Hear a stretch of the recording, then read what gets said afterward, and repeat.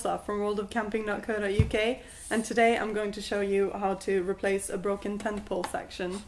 First of all, you need the tent pole that you're replacing the other one with, and a variety of tent poles are available from our website, so it's a very good idea to bring a selection of them with you to the campsite. If you haven't and you're stuck, then you can always phone us and we will try and post them to you as soon as we can. Second of all, to adjust the length, you need a hacksaw, and then to smooth the edges out a bit, you can bring some sandpaper. A pair of safety goggles to protect your eyes, and a pair of scissors is always good to bring with you. So these are my tent poles laid out, and the first thing you need to do is to identify the broken one, which is represented by this grey one in the middle. Then you separate it from the poles on one side, and to make sure those poles stay in place when you remove the broken ones and the one on the other side, you make a knot. Then when you have this knot, the next step is to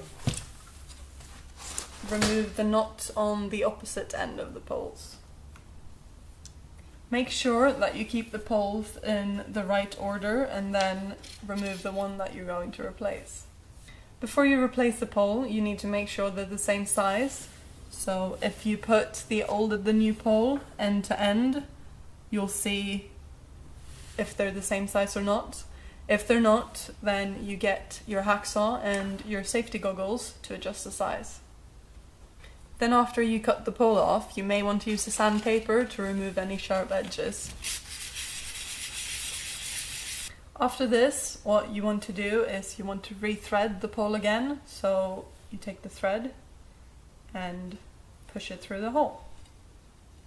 When the thread comes out the other side, you just push it to the side and start with the other ones.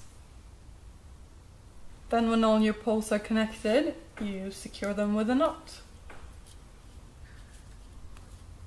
After that, the only thing you need to do is undo the safety knots and put them together, and you're done.